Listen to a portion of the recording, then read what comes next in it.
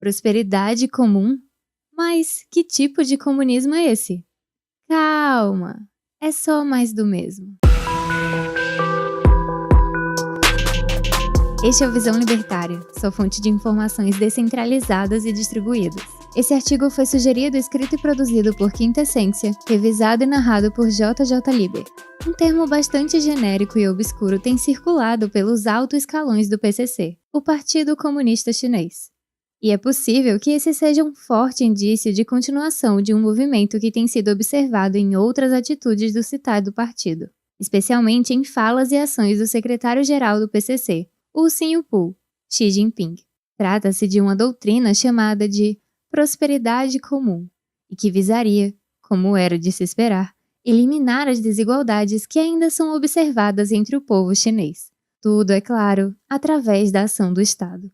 Essa ideia de prosperidade comum não é nova. De fato, ela surgiu provavelmente em 1953, quando foi registrada a primeira menção a essa expressão, em uma publicação do Diário do Povo, o jornal oficial do Partido Comunista Chinês. Naquela ocasião, lia-se o seguinte: unidos, devemos trazer em jogo o espírito do coletivismo, melhorando a produtividade, buscando vidas de prosperidade comum, de acordo com os princípios da vontade e benefício mútuo. É bem curioso pensar que ainda hoje muita gente se recusa a aceitar o fato de que comunismo é uma ideologia coletivista. Enfim, a concepção de prosperidade comum, portanto, surgiu ainda nos tenebrosos anos de Mao Tse-tung, numa época em que Stalin ainda reinava absoluto na União Soviética e em que aquele comunismo raiz, da foice e do martelo, ainda era visto como viável por muita gente, por todo o globo. A ideia central desse slogan comunista disfarçado de teoria social é: a China cresceu economicamente, mas algumas pessoas ficaram mais ricas que outras, num ritmo mais rápido. Por isso, seria necessário praticar um pouco de justiça social. Em outras palavras, é preciso colocar mais poder na mão do Estado, para que ele tome riqueza de quem ele quiser, para depois utilizá-la como considerar mais conveniente. O fato é que, sob o comando de Xi Jinping, a China tem observado um considerável endurecimento do regime comunista. Ao que tudo indica, as décadas de razoável abertura econômica iniciadas por Deng Xiaoping no final dos anos 70 estão ficando para trás. Aquilo que a esquerda ocidental louvou como um modelo de socialismo funcional, que transformou um país atrasado e miserável em uma potência econômica, parece finalmente ruir, nos fazendo lembrar das cenas de esqueletos de prédios sendo demolidos na China. Uma perfeita imagem que representa o desabamento de um modelo de planejamento central avesso às liberdades individuais. As recentes perseguições a empresários chineses e as muitas misteriosas mortes de bilionários, como o estranho envenenamento de Lin Xi, presidente da Yuzu, parecem indicar que sim, o Partido Comunista Chinês está intervindo cada vez mais profundamente na economia do país. A ideia de um modelo de prosperidade comum é apenas um verniz que visa esconder a mais do que conhecida realidade do comunismo chinês: controle estatal sobre empresas, direcionamento de investimentos e limitação das liberdades. De acordo com um funcionário de alto escalão da área econômica do governo chinês, Han Wenshou, não se trata de matar os ricos para ajudar os pobres. As empresas precisam dar passos maiores para melhorar a sua segurança corporativa e responsabilidade social, diz o burocrata. E se isso soa parecido com diversas propagandas de órgãos globalistas estatais, bem, não é mera coincidência. Trata-se do mesmo socialismo soft de sempre. Contudo, no caso chinês, a coisa provavelmente é mais drástica. A retórica socialista, seja ela chamada de estado de bem-estar social, seja ela chamada de prosperidade comum, se baseia, no fim das contas, na ideia equivocada de que a riqueza de um povo pode vir por meio da ação planejada de um Estado centralizador. E, naturalmente, seria errado existirem pessoas mais ricas do que outras. E o Estado teria o papel fundamental de redistribuir essa riqueza, fazendo com que a sociedade se tornasse mais igualitária, o que, na cabeça dessa gente, significa uma sociedade mais justa. Vai nessa. O fato, porém, é que não existe outra forma de se aumentar a riqueza de um país que não seja a liberdade de mercado. Apenas trocas voluntárias entre indivíduos pacíficos são capazes de fazer com que ambas as partes se tornem mais ricas, trazendo como consequência um progresso material para toda a sociedade. Em qualquer lugar onde se observou um mínimo de abertura econômica e de liberdade comercial, se observou também um notável enriquecimento da população. Contudo, não se deve negar o óbvio. O livre mercado também cria desigualdades, porque estas são naturais, são inerentes à natureza humana. Uma vez que indivíduos são diferentes, dotados de habilidades e aptidões completamente distintas, é inevitável que os resultados de seu trabalho sejam também desiguais.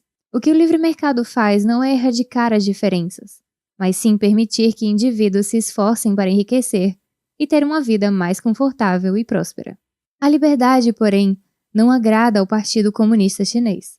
Portanto, desculpas esfarrapadas precisam ser criadas para que elas possam ser veiculadas na mídia ocidental, que não raramente é financiada justamente por recursos oriundos da China. A ideia é simular uma justiça social que tiraria daqueles que enriqueceram graças à liberdade econômica das últimas décadas no país oriental para entregar para aqueles que ainda estão na pobreza.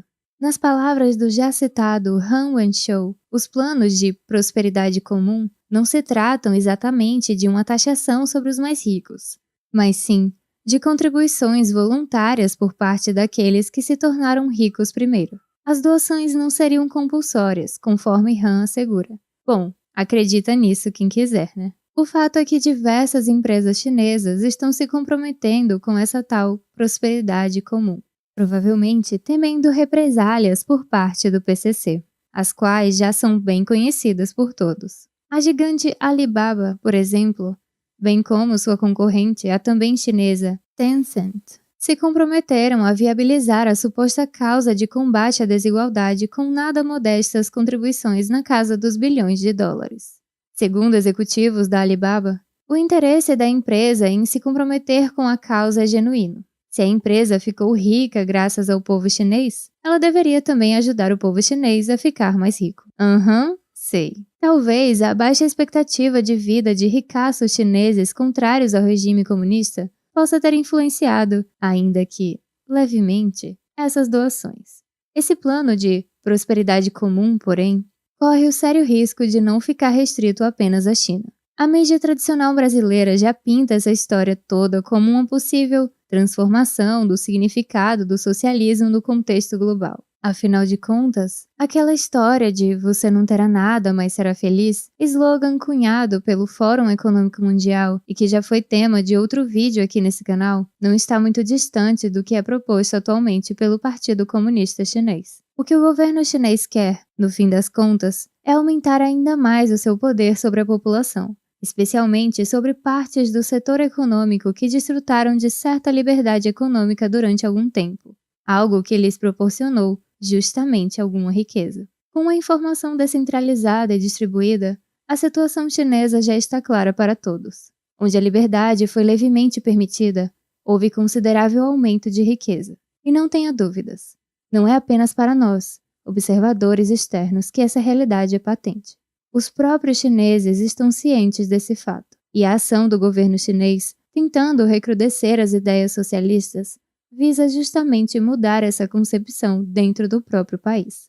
Até o momento, ao que tudo indica, não houve ações concretas por parte do Partido Comunista Chinês, no sentido de viabilizar essa prosperidade comum. Mas você pode ter certeza, muito em breve, veremos medidas mais incisivas sendo tomadas pelo partidão, com vistas a fortalecer o comunismo no país e, por consequência, o poder da elite governante. Não é à toa que muitos já consideram que a China está passando por uma revolução cultural, evento esse que, no passado, resultou em endurecimento do socialismo no país e, é claro, em incontáveis mortes de inimigos do partido. Talvez o projeto de prosperidade comum seja apenas mais um nome pomposo para um dos tentáculos do monstro ditatorial chinês, que, ao que tudo indica, está se expandindo cada vez mais. Se ainda há centenas de milhões de pessoas na pobreza na China, população essa que convenientemente é esquecida na propaganda do partidão e também pela mídia convencional brasileira, bem,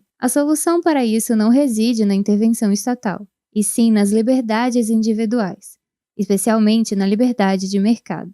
Enquanto um partido ditatorial como aquele que governa a China continuar no poder, não haverá qualquer sinal de melhoria das condições de vida e econômicas do povo chinês. Resta apenas saber qual será a dimensão da tragédia que se desenha no horizonte daquele país, com essa nova rodada de comunismo a ser implantada por Xi Jinping e sua trupe. Obrigada por sua audiência. Se você gostou desse vídeo, clique no ícone de curtir aí abaixo e compartilhe em suas redes sociais. Para ser notificado de outros vídeos, inscreva-se no canal e depois clique no ícone de campainha. Escreva artigos você também, acesse o nosso site visãolibertaria.com. Até a próxima!